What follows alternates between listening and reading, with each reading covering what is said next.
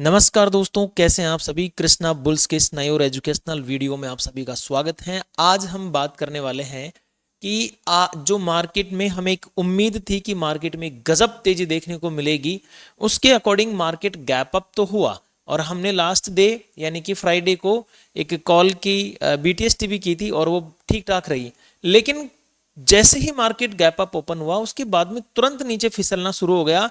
जो बेचारे बीटीएसटी लेके गए थे ना, उनको कहीं ना कहीं कट करने का मौका भी नहीं मिला। क्योंकि क्या होता है, देखो क्यों कट नहीं कर पाए वो जैसे ही यहां से गैप अप मार्केट ओपन हुआ होगा तो उनको एक भारी भरकम हरियाली देखने को मिली होगी और उसके तुरंत बाद मार्केट धड़ाधड़ नीचे आ गया था। मतलब कॉल की पोजीशन जो थी उसका प्रीमियम बहुत तेजी से डीके हुआ था। तो उस डीके होने के कारण बहुत सारे लोगों ने क्या किया, इमोशनल हो गए होंगे और इमोशनल होके वो कट ही नहीं किया। जबकि बीटीएसटी का ये रूल होता है कि 9:15 पे मार्केट खुले ना, तो आप प्रथम सेकंड में उसको उड़ा दो, पहली सेकंड में उड़ा दो अगर मार्केट आपकी डायरेक्शन में ओपन हो रहा है तो। लेकिन फिर भी कुछ लोग इमोशनल होकर यहाँ पे ट्रैप हो गए और मार्केट अंततः नीचे की तरफ आ गया। अब बात यह है कि नीचे क्यों आया, तो देखो इसके पीछे मैं आपको एक लॉजिक समझाता हूं। पिछले कुछ दिनों से क्या हो रहा था कि मार्केट अगर तेजी में ओपन हुआ तो तेजी में ओपन होने के बाद में मंदी कर जाता था और सेकंड हाफ में तेजी कर जाता था। ये सिलसिला 4 दिन चलता है। 5वें दिन न्यूज आती है कि यूएस और ईरान के बीच समझौता होने वाला है। उसके बाद में मार्केट पंप करना चालू कर देता है और आज अगर हम बात करें मंडे को, तो मार्केट गैप अप ओपन हुआ। गैप अप ओपन होने के बाद में लगातार नीचे ही आया, सेकंड हाफ में ऊपर नहीं किया जैसे कि पिछले 4 दिन में किया था। तो अब इंपॉर्टेंट बात यह आती है कि कल क्या होगा। कल गैप अप होगा, गैप डाउन होगा, या क्या हो सकता है, इसके ऊपर हम डेप्थ में डिस्कस करते हैं। लास्ट डे का सिनेरियो ये देखते हैं। लास्ट डे मैंने आपको क्या कैलकुलेशन करके दिखाई थी। मैंने आपको एक कैलकुलेशन दिखाई थी कि मेरे लिए 24,000 का जो लेवल है वो बहुत बड़ा रेजिस्टेंस है। बताओ लास्ट डे के वीडियो मैंने समझाया था कि नहीं समझाया था। इवन आपको याद हो तो मैंने 24,000 से लेकर एक कैलकुलेशन और आपको करके दिखाई थी। अगर आपको याद हो तो आप देखना, एकदम आपको जादू नजर आएगा। लास्ट डे के हाई तक मैंने एक लेवल लगाया था, आपको याद हो तो। लगाया था कि नहीं लगाया था। और अब आप देख सकते हो यहाँ पे ये मेरा 24,000 का लेवल, ये मेरा बीच वाला लेवल था 955 का। मार्केट देखो यहाँ ओपन हुआ 955 के आसपास सपोर्ट लिया, फिर 24,000 पे रिजेक्शन लेके तुरंत मार्केट नीचे नीचे नीचे नीचे और कहां तक आता है, dot to dot pin point 23,823 आपके भाई ने बोला और मार्केट 23,823 की ही रेस्पेक्ट करता है, एकदम डॉट टू डॉट। तो ये कैलकुलेशंस कैसे निकल के आती है, ये एक्सपीरियंस से निकल के आती है, ये एक परफेक्ट एजुकेशन से निकल के आती है दोस्तों। चलो ठीक है, यहां तक तो आपने देखा होगा और परफेक्ट एनालिसिस भी किया और सारी चीजें परफेक्ट रही। लेकिन अब कहानी ये है कि कल क्या हो सकता है। देखिए, अगर आपको ये वीडियो वाकई में एजुकेशनल लगा हो और आगे जाके एजुकेशनल लगे तो वीडियो को एक लाइक और एक प्यारा सा कमेंट जरूर करके जाना। अब बात करते हैं निफ्टी में कल के लिए हमारे लिए क्या क्या संभावनाएं बन रही है। तो देखो, सबसे पहले तो आज की जो क्लोजिंग है वो बहुत इंपॉर्टेंट है। क्लोजिंग कितनी आ जाती है आज आपकी, 23,853। तो 2-3 जगह आपको लेवल लगाने पड़ेंगे। कौन कौन से लेवल, देखो ये जो गैप है ना, अभी 5 मिनट के टाइम फ्रेम पे ही हूं मैं। इस गैप को कैलकुलेट करो सबसे पहले तो। अब ये लास्ट यानी फ्राइडे का टॉप और आज का बॉटम, ये मेरे लिए एक यू मान के चलिए कि ये गैप है और ये गैप पेंडिंग है। तो गैप जितने भी होते हैं, जितने भी मार्केट में गैप होते हैं ना, ये XYZ गैप, इनको बोला जाता है फियर वैल्यू गैप। ये एफवीजी होते हैं, ये इंटरनल एफवीजी होते हैं। और आज मार्केट जो नीचे आया ना, ये पता क्यों नीचे आया है, बहुत सारे लोगों को नहीं पता होगा ये क्यों नीचे आया है। अगर आपने ऑप्शन चेन कैलकुलेट किया होगा, समझा होगा, तो जितने कॉल की पोजीशंस थी ना वो एकदम पंप होके ओपन हो गई, लेकिन पुट की इतनी ज्यादा डाउन नहीं हुई। और अंत में क्या होता है, पुट की प्राइस बढ़ना चालू होती है और कॉल की प्राइस डाउन होना चालू होती है। या फिर मैं अगर आपको सीधे शब्दों में कहूं तो पीसीआर को मैनेज किया गया है यहाँ पे, यानी पुट कॉल रेशियो जो था इसको बैलेंस किया गया है। ये बैलेंस हो चुका था यहाँ पे, मार्केट अचानक से ओवरबोट हो गई थी। देखो क्या है, एक तो यहाँ पे ये तगड़ी रैली, इसके बाद में गैप अप, तो मार्केट नॉर्मल सी बात है भाई ओवरबोट हो चुकी थी। ठीक है, ओवरबोट हो चुकी थी। यहाँ पे मार्केट थोड़ा सा हल्का होना जरूरी था, बहुत भारी हो चुका था पोजीशंस। ठीक है, तो नीचे आना नॉर्मल बात थी। अब कल क्या होगा, क्या वापस में गैप अप हो सकता है, पॉसिबल है, क्योंकि न्यूज बहुत अच्छी अच्छी है। सबसे पहले मैं आपको न्यूज सुनाता हूँ, जो न्यूज मुझे पता चली और जो न्यूज मुझे लग रहा है कि ये शायद मार्केट में ट्रिगर कर सकती है, वो सुना देता हूँ। लेवल्स 2 मिनट का काम है। देखो एक तो अमेरिका में फेड की बैठक शुरू होने वाली है, सबसे इंपॉर्टेंट न्यूज़ तो ये है, फेड की बैठक शुरू होने वाली है। अगर इसके रिजल्ट्स पॉजिटिव आ जाते हैं तो मार्केट अगेन तेजी कर सकता है। दूसरी बात, जापान बैंक में पॉलिसी, मतलब बैंक ऑफ जापान जैसे अपना होता है ना आरबीआई, वैसे बैंक ऑफ जापान भी होता है, तो इसकी पॉलिसी भी आने वाली है। अब आप कहोगे कि यार इसका इंडियन मार्केट पे क्या इंपैक्ट पड़ेगा, तो पड़ेगा, वो तो आप लाइव मार्केट में देख लेना, ठीक है, इसका इंपैक्ट मार्केट के ऊपर पड़ेगा। तीसरी जो न्यूज़ है, ये G7 का एक समिट होने वाला है और ये 17 को, यानी अभी आने वाली जो 17 तारीख है, इसको मोदी जी और ट्रंप साहब की भी मीटिंग होने वाली है।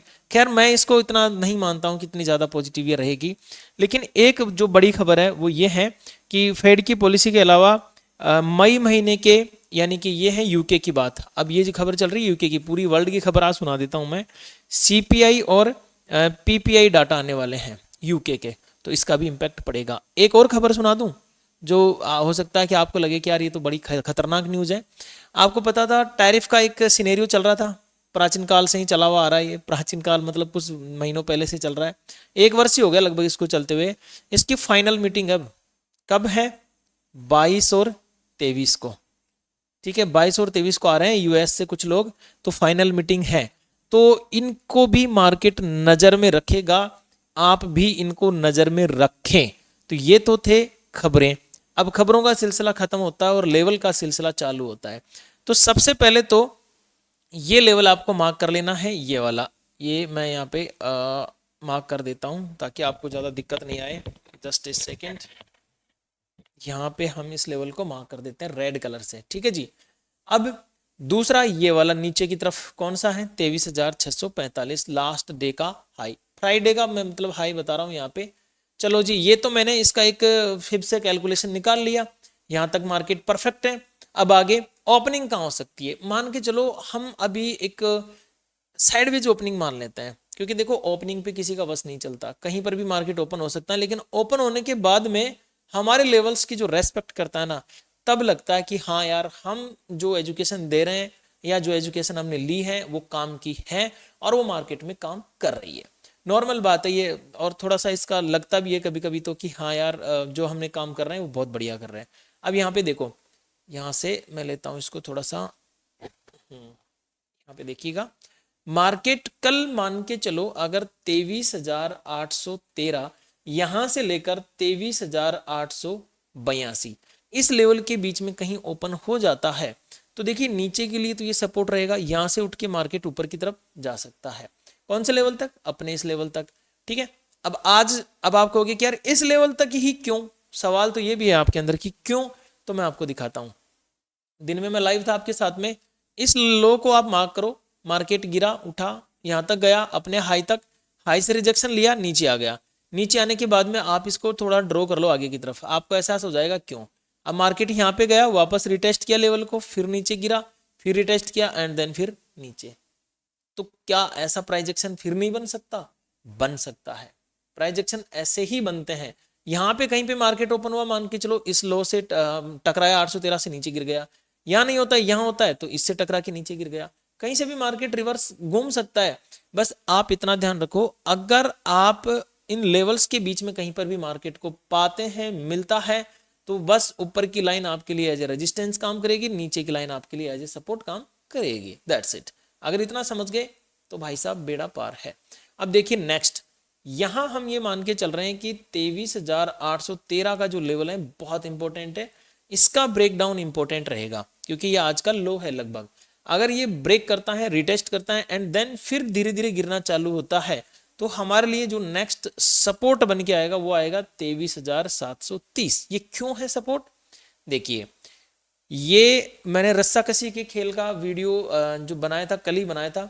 ये जो लेवल है ना यहाँ पे, ये है फेयर वैल्यू गैप, और जो फेयर वैल्यू गैप होते हैं ना, इसमें होते हैं ऑर्डर पेंडिंग, और इसका ये जो लेवल मैं आपको बता रहा हूँ 730, ये 50% लेवल है, तो कई बार खेल 50% से भी बदल जाता है। यहां से मार्केट अगेन रिवर्स मार के तेजी कर सकता है, बी वेरी केयरफुल। अच्छा जी, अगर ये यहां से ब्रेक करके नीचे आ जाए तो फिर देखिए हमारे लिए 23,645 ये हमारे लिए इंपॉर्टेंट सपोर्ट का काम करता हुआ नजर आ सकता है। ये फ्राइडे का लो था जिसमें एकदम धमाधम तेजी आई थी ना, ये लो नहीं सॉरी हाई था ये फ्राइडे का, जो तेजी से तेजी आई थी, तेजी से तेजी हुआ। ठीक है जी, यहां तक मार्केट हमें देखने को मिल सकता है। अगर मान के चलो फिर 645 का लेवल ब्रेक कर देता है ना मार्केट, ये वाला लेवल, तो फिर राउंड फिगर वाला लेवल आपको ध्यान रखना है 23,500। बट अभी मार्केट में कोई बुरी खबर नहीं है, तो इतना नेगेटिव हो जाना थोड़ा सा मार्केट के लिए रिस्की हो सकता है। ठीक है, अब बात एक और आती है आपके दिमाग में कि सर कल गैप अप होगा कि गैप डाउन। देखो, आप एक बार इसको बंद करो, ठीक है, और डे टाइम फ्रेम पे कैंडल लगाओ। अब आपको क्या लगता है इस रेड कैंडल को देख के, इस रेड कैंडल को देखते हुए तो कहीं पर भी गैप अप का इशारा नहीं है। लग रहा है कि गैप अप का इशारा नहीं है। क्यों? क्योंकि देखो ये प्रॉपर रिजेक्शन लेवल है इसका, ये वाला लेवल प्रॉपर रिजेक्शन लेवल है, और मार्केट रिजेक्शन लेवल से ही रिजेक्शन लेके गिरी है, तो गैप अप के चांसेस तो कम है। लेकिन एक चीज मेरे को नजर आ रही है, वो ये है कि कल अगर मार्केट रेंज में ओपन हो गई ना, तो बायर इसको यहीं से उठा के ऊपर फेंकने की कोशिश करेगा, क्योंकि यहाँ पे जितने भी बीटीएसटी के थे या मेरे जैसे और आप जैसे जो छोटे रिटेलर थे, वो इस जगह इमोशनल होके एग्जिट हो चुके, क्योंकि कल की एक्सपायरी भी है निफ्टी में। तो मुझे नहीं लगता इसमें कोई बचा हुआ होगा पुराना। हो सकता है कोई नकटा आदमी होके बैठा हो तो एक अलग कहानी है, बट कोई बचा हुआ नहीं है। अगर आप बचे हुए तो बताना, अगर आपने कोई पुट या कॉल लगा रखी है तो एक बार आप जरूर कमेंट करना। सो कल मार्केट हो सकता है नीचे की तरफ आके या यहाँ पे मिटिगेट करके फिर ऊपर की तरफ भागना चाहे, बट मेरा ओवरऑल जो व्यू है ना, वो अभी तक भी तेजी का है, मंदी का मेरा व्यू फिलहाल नहीं है। ठीक है, भले ही कल मंदी हो जाए कोई बड़ी बात नहीं है, हो सकता है मार्केट है। सो कल ये हमारे लिए वापस 5 मिनट के टाइम फ्रेम पे आते हैं और लेवल्स ऑन कर लेते हैं। डाउन साइड के लेवल्स मैंने आपको बताने की कोशिश की है। अब बात करते हैं तेजी की तरफ, कि कल अगर तेजी करना चाहेगी निफ्टी तो फिर कहां तक। देखिए, अगर मेरी रेंज में ओपन होती है 23,882, इस लेवल के आसपास से मार्केट कहीं भी ऊपर जाने की कोशिश करता है, इसको एज ए सपोर्ट रिएक्ट करता है, तो मैं यहां से तेजी करना पसंद करूंगा। थोड़ी रिस्की तो रहेगी, बट ये जो लेवल है मेरे लिए बहुत इंपॉर्टेंट रहने वाला है, ये वाला लेवल जो कि मेरे पास निकल के आ जाता है लगभग अंदाजन, यहाँ पे मैं अगर लूँ तो 940 का। ठीक है, तो 23,882 से 23,940 का मेरा पहला टारगेट हो सकता है। देखो, यहाँ से मार्केट थोड़ा नीचे आ सकता है, फिर इसको ब्रेक करके ऊपर की तरफ जाएगा, सपोर्ट बनाएगा, तो फिर जो अगला लेवल देखने को मिल सकता है वो हमें लगभग 24,000 का ही देखने को मिलेगा। और 24,000 के ऊपर अगर हम चलते हैं तो 24,080 का लेवल हमारे लिए इंपॉर्टेंट रेजिस्टेंस का काम करता हुआ नजर आ सकता है। तो ये मेरे तेजी के लिए लेवल्स थे। अब एक कहानी और सुनिए, मैं यहाँ पे एक बार लगा भी देता हूँ। लगभग हमारा ये लेवल है, एक तो ये टॉप आप आराम से मार्क कर सकते हो। ठीक है, फिर अगला आपका 24,000 का लेवल आ जाता है, फिर आ जाता है 24,080 का लेवल। ठीक है, इसमें कोई दिक्कत वाली बात नहीं है, मार्क कर सकते हैं। अच्छा, एक चीज और आप कल विशेष ध्यान रखेंगे, कल एक्सपायरी है, तो कल आप लेके मत बैठना, लेके बैठना नहीं है, वरना मार्केट आपको लेके बैठ जाएगा और आप खड़े नहीं हो पाओगे, बुरी तरह से लपेट देगा मार्केट। क्योंकि एक्सपायरी है, जितना होल्ड करोगे ना उतना ही मार्केट आपको माइनस में ले जाने की कोशिश करेगा। क्योंकि ऑप्शन जो बायर होता है ना, बायर, इस बायर के हाथ में पकड़ाई जाती है बर्फ, बर्फ पकड़ाई जाती है, जो मिनट दर मिनट, सेकंड दर सेकंड पिघलती ही जाती है, पिघलती जाती है, और वो बेचारा उसको कस के पकड़ने की कोशिश करता है और वो फिर पिघलती जाती है। तो आप जब भी ट्रेड करें, बी वेरी केयरफुल। इस वीडियो को मैं फिर से याद दिला दूं, केवल एजुकेशन के उद्देश्य से देखना है। ये डिस्क्लेमर आप आराम से पढ़ सकते हैं। शेयर मार्केट रिस्क के अधीन है, कृपया निवेश करने से पहले अपने वित्तीय सलाहकार से सलाह अवश्य लें। इस चैनल पर दी गई जानकारी केवल एजुकेशन और नॉलेज के उद्देश्य से है, इस निवेश की सलाह न समझें, और आपके किसी भी प्रकार के लाभ या हानि के लिए ये चैनल या सुरेश मीणा किसी भी तरह से जिम्मेदार नहीं होगा। निवेश करने से पहले सावधानी बरतें, सोचे समझे फिर निर्णय लें। तो ये चीज आपको विशेष ध्यान रखनी है। तेजी के लिए एक चीज जरूरी सूचना, अगर मान के चलो कल 24,080 के ऊपर भी मार्केट चला तो फिर मैं हूं ना टेलीग्राम चैनल पर। ठीक है, टेलीग्राम चैनल पर मैं आपको अपडेट दूंगा। ठीक है, अपडेट परफेक्ट मिलेगी आपको, आप अपडेट के साथ में रह सकते हो, टेलीग्राम ज्वाइन कर सकते हो। लिंक आपको कमेंट में भी मिल जाएगा और डिस्क्रिप्शन में भी मिल जाएगा। ठीक है, टेलीग्राम का लिंक। अब बात एक चीज और बताना चाहता हूं दोस्तों, कि कल देखो, मैं लाइव सेशन में डेली करता हूं, लेकिन कल लाइव कर पाऊंगा मैं लगभग 12 बजे बाद, क्योंकि आप सबको पता है डियर फैमिली मेंबर्स, मैं सेबी के लिए प्रयास कर रहा हूँ, सेबी रजिस्ट्रेशन के लिए, क्योंकि मैं आरए तो हूँ, रिसर्च एनालिसिस्ट तो मैं हूँ, लेकिन मैं सेबी रजिस्टर्ड भी होने की कोशिश कर रहा हूँ। अभी अप्लाई मैंने किया है, और मैं एकदम रूल्स में, रेगुलेशंस में रह के, कानून के दायरे में रह के काम करना चाहता हूँ। तो उसकी मेरी कल एक और ज़रूरी मीटिंग है, मुझे जाना पड़ेगा। तो मैं जो लाइव सेशन करूँगा ना, वो लाइव सेशन करूँगा आपका लगभग 12 बजे बाद में इसी चैनल के ऊपर। तो आप सब्सक्राइब करके रखें, और लाइव का लिंक मैं टेलीग्राम के ऊपर भी शेयर कर दूंगा। ओके दोस्तों, अब बात करते हैं आगे। देखो निफ्टी के लेवल्स मैंने आपको बता दिए हैं। आगे बैंक निफ्टी पे किसी ने बीटीएसटी तो नहीं किया हुआ ना? बीटीएसटी किया हुआ है तो ज़्यादा घबराने की ज़रूरत नहीं है। अगर आपने तेजी की हुई है तो भी टेंशन नहीं है, ठीक है। पुट भी आपने अगर लगा रखा है तो भी टेंशन नहीं है, क्योंकि अब आप कल 9:15 से पहले कुछ नहीं कर सकते। भले ही पूरे यूट्यूब में अगर कितने भी वीडियो आप जाके देख लो, कुछ नहीं कर सकते। तो भाई इससे बढ़िया है कि टेंशन ना लो, डिप्रेशन में मत आओ, कोई सेंस नहीं है फालतू की वीडियोस देखने के और ये सब करने के। क्लियर? मस्त रहो, सो जाओ एकदम। अब जो भी होगा ना बीटीएसटी का, वो 9:15 पे ही होगा, इससे पहले कुछ नहीं होगा। तो बस एकदम ठंडा पानी पियो और सो जाओ, टेंशन नहीं है। अब बात करते हैं बैंक निफ्टी की। तो देखो बैंक निफ्टी ने आज का नीचे का पॉइंट ये है और हाई पॉइंट ये है, टॉप लेवल ये बस सीधा सा है, एनालिसिस करना कोई टफ थोड़ी ना है।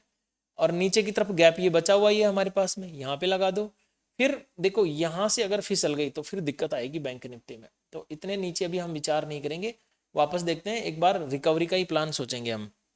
सो बैंक निफ्टी कल 57,252, ये मेरा एक लेवल है, इसको ब्रेक करती है तो पहला टारगेट मुझे मिलने की कोशिश रहेगी 57,388। ओके, दूसरा मेरा टारगेट हो सकता है 57,538। तीसरा मेरा जो बढ़िया टारगेट हो सकता है वो हो सकता है 57,796। ठीक है दोस्तों, ये मेरे अपसाइड के टारगेट्स थे। अगर मार्केट मद्दी करना चालू कर देता है तो 57,115 के नीचे मैं मद्दी करना पसंद करूंगा, और ये मद्दी होगी मेरी 56,859 तक, इस लेवल तक। इसके नीचे चलता है तो मैं टेलीग्राम पे लाइव रहूंगा, आपको सारी चीजें सजेस्ट करता रहूंगा, आप इसकी चिंता ना करें। अब बात आती है सेंसेक्स की। देखिए दोस्तों, सेंसेक्स पे मैं आपको एक चीज बताता हूँ। ये मेरा एक एसएमसी इंडिकेटर है जो कि बहुत बढ़िया लेवल्स आपको दर्शाता है, बहुत परफेक्ट चलता है ये। मतलब आपको proper demand supply zone, entry, stop loss, target कहाँ पे क्या है क्या नहीं है, सारी चीज़ें पहले ही दिखाता रहता है। लेकिन बहुत सारे लोग बोलते हैं कि सर आपका इंडिकेटर सेंसेक्स में काम नहीं करता, ऐसे बोलते हैं आप लोग। दोस्तों सेंसेक्स में काम करता है, लेकिन मुझे एक चीज़ बताओ, कैंडल ही 15 मिनट लेट बनेगी तो इंडिकेटर कहाँ से काम करेगा? आप सोचो। क्यों? क्योंकि सेंसेक्स में जो है, जो लोग प्रीमियम बाई नहीं करते हैं ना, उनके सेंसेक्स में देखो ऐसे डी लिखा होगा, और आप वहां पे देखो डाटा इज डिले। आप यहां पर भी देखेंगे ना तो आपको पता चल जाएगा, ये जिन जिन सेगमेंट के आगे डी लिखा हुआ ना वो 15 मिनट लेट चलते हैं। देखो यहाँ पे लिखा हुआ ना, आप देखो यहाँ पे, जब मैं कर्सर लेके जाऊंगा तो देखो डिले बाई 15 मिनट। इसके अलावा मैं और दिखाऊं आपको, देखो और भी कुछ होगा। ये देखो, ये लंदन का मार्केट है, ये देखो ये भी 15 मिनट लेट चलता है। क्यों चलता है? ये ट्रेडिंग व्यू में लेट चलता है, ऐसे लेट नहीं चलता है, ट्रेडिंग व्यू में लेट चलता है। इसके लिए आपको ट्रेडिंग व्यू का प्रीमियम बाय करना पड़ता है। बाकी सब फ्री में चलता है, बाकी में कोई दिक्कत नहीं आती है। इसके लिए प्रीमियम बाय करना पड़ता है, वो शायद 1,800 रुपये का होता होगा कुछ। मैंने बाय कर रखा है, लेकिन इसको अलग से बाय करना पड़ता है। ठीक है, और वो कोई दिक्कत नहीं है। तो आप ये नहीं समझे कि इंडिकेटर सेंसेक्स में काम नहीं करता है, काम करता है, लेकिन प्राइस ही लेट चलता है तो इंडिकेटर क्या करे। ठीक है, इसके अलावा आप कहीं पर भी लगा लो इसको, जहां आपका मन करे, जैसे इथेरियम पे लगा लो, ठीक है, गोल्ड पे लगा लो, जिधर भी आपका मन करे आराम से लगाओ, इंडिकेटर आपका वर्क करेगा, परफेक्ट वर्क करेगा। ठीक है, चलो अब सेंसेक्स की एनालिसिस कर लेते हैं, इंडिकेटर को ऑफ कर देते हैं। देखिए, जिनको भी इंडिकेटर चाहिए वो आप आराम से टेलीग्राम पे एप्लीकेशन का लिंक है कृष्णा ट्रेडिंग, उस पर आप जाके ले सकते हैं। ये पेड इंडिकेटर है, फ्री नहीं है। ठीक है, ये चीज़ का ध्यान रखिए। या फिर 7229993334, ये मेरे नंबर हैं, आप इस पर भी कांटेक्ट कर सकते हो। ओके दोस्तों, चलो सेंसेक्स की बात कर लेते हैं। सेंसेक्स कहाँ गया हमारा? ये रहा सेंसेक्स, एक सेकेंड। ओके, देखिए सेंसेक्स में अगर हम देखें तो आज का जो लो है ये बड़ा इंपॉर्टेंट है, और ये थोड़ा सा हाई। ठीक है, टॉप लेवल, ये टॉप लेवल, एंड देन फिर हमारे पास में 77,000 का साइकोलॉजिकल नंबर। बस तो अब सेंसेक्स अगर कल इस रेंज में ओपन होता है 76,141 से लेकर 76,371 इस रेंज में ओपन हो जाता है, तो फिर वेट करेंगे इस ब्रेकआउट का। यहाँ पे रिटेस्ट किया एंड देन ऊपर गया तो 76,535 मेरा पहला टारगेट, 76,794 मेरा सेकंड टारगेट, और थर्ड टारगेट क्या आ रहा है मेरा यहाँ पे 77,000। ठीक है, 77,000 मेरा थर्ड टारगेट। इनके ऊपर मार्केट जाता है तो डेफिनेटली हम साथ में रहेंगे टेलीग्राम के ऊपर, हम वहाँ पे एक बार बात कर लेंगे। अब बात करते हैं यहाँ पे, तो इसकी कैलकुलेशन यहाँ पे निकालनी पड़ेगी फिब से। तो यहाँ पे देखिए अगर डाउन साइड मार्केट आता है तो हमारा जो पहला टारगेट मिलता है 76,141 के नीचे लगभग पहला टारगेट मिलता है 75,860 का, सेकेंड टारगेट मिलता है हमें 75,578 का, और थर्ड टारगेट मिलता है हमें 75,500 का। ये मेरे डाउन साइड में टारगेट्स रह सकते हैं। दोस्तों मैं एक चीज़ और बोलूँगा, जब भी आप ट्रेड करो ना तो रियल ट्रेड मत किया करो। ठीक है, पैसे लगाना शेयर मार्केट में पैसे लगाना बहुत रिस्की हो सकता है। तो आप कहोगे कि फिर हम कहाँ पे ट्रेड करें, तो आप पेपर ट्रेड पे ट्राई करो ना यार, क्या दिक्कत है। पेपर ट्रेड पे ट्राई करो, पेपर ट्रेड में आपका पैसा नहीं लगता है, वो फ्री होता है। ठीक है, जहाँ पैसा नहीं लगता वो फ्री होता है, और प्रैक्टिस करने के लिए पेपर ट्रेड पे ही करना चाहिए। आप रियल ट्रेड पे कभी भी प्रैक्टिस मत किया करो, वरना शेयर मार्केट में आपको पता है 10 में से 9 लोग नुकसान में ही होते हैं। समझदार बनो, मूर्ख मत बनो।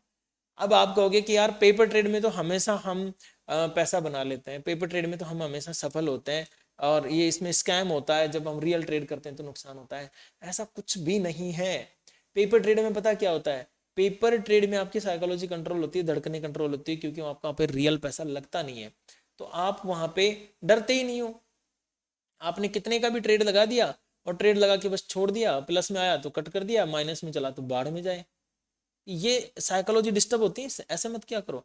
पेपर ट्रेड होता है प्रैक्टिस के लिए। मान के चलो आपका कोई भी सेटअप है, एक्स सेटअप है, मैं यूं कहता हूं कि आपका छोड़ो, मेरा एक इंडिकेटर का ही सेटअप है। मैं यहाँ पे ले लेता हूँ कोई सा भी, एक बार उदाहरण के लिए बताता हूँ आपको, क्रूड ऑयल ले लेता हूँ मान के चलो। ठीक है, क्रूड में अभी मुझे लग रहा है तेजी आ रही है, तो मैं क्रूड में जाके कॉल का ऑप्शन यहाँ पे मैं ओपन कर लूंगा। ये मैंने कॉल का ऑप्शन ओपन कर लिया, 1 मिनट के टाइम फ्रेम पे मैंने लगा दिया, ये मेरा इंडिकेटर है। अब मुझे क्या करना है, प्रैक्टिस करनी है मेरे इंडिकेटर के ऊपर। चलो जी, मेरी ये ब्रह्मोस लाइन है, ये आ रही है मेरी ब्रह्मोस लाइन। ठीक है, इस ब्रह्मोस लाइन से मैंने एंट्री लगा दी पेपर ट्रेड पे। ठीक है, ये वाली ब्रह्मोस लाइन है, यहाँ पे कटा और ये ग्रीन कैंडल पे मैंने एंट्री लगा दी। टारगेट में ऊपर ले लूंगा इसका, एसएल में इसके नीचे ले रहा हूँ। अब मुझे सिर्फ यहाँ पे ये प्रैक्टिस करनी है पेपर ट्रेड पे जाके कि मैं अगर 100 ट्रेड लगा रहा हूँ एक महीने में, तो कितने मेरे एसएल जा रहे हैं, कितने मेरे टारगेट आ रहे हैं, और लॉस जा रहा है तो कितने पॉइंट का जा रहा है, टारगेट मिल रहा है तो कितने पॉइंट का मिल रहा है। ठीक है, और महीने में मेरे सेटअप पे या XYZ जो भी सेटअप हो, आपका इंडिकेटर हो XYZ कुछ भी हो, उस सेटअप पे एक महीने में कितने ट्रेड मिले, 100 मिले, 200 मिले, या कुछ नहीं मिला, जो भी मिला आपको वो सारी चीजें बनानी होती है, लिखनी होती है। और पेपर ट्रेड इसी के हिसाब से होता है। ठीक है, ये आपकी साइकोलॉजी टेस्ट करने के लिए होता है, आपके किसी भी सेटअप को टेस्ट करने के लिए होता है। अब आप क्या करते हो, आप आते हो और सीधा रियल ट्रेड करते हो, और फिर आपकी जो बचीड़ पड़ती है ना, उसके बाद में फिर बस इमोशनल होके रोना धोना, नुकसान में जाना, ये सारी चीजें शुरू हो जाती है। तो ऐसे मत किया करो। ठीक है, बिल्कुल पेपर ट्रेड करना चाहिए, प्रैक्टिस के लिए बहुत ज़्यादा जरूरी है। ठीक है दोस्तों, आज मैंने बहुत ज़्यादा भाषण दे दिया है, माफ़ी चाहता हूँ इसके लिए। मिलते हैं किसी नए वीडियो में, तब तक के लिए मेरी ओर से आप सभी को नमस्कार, रम रम सा, घनी घनी खम्मा सा।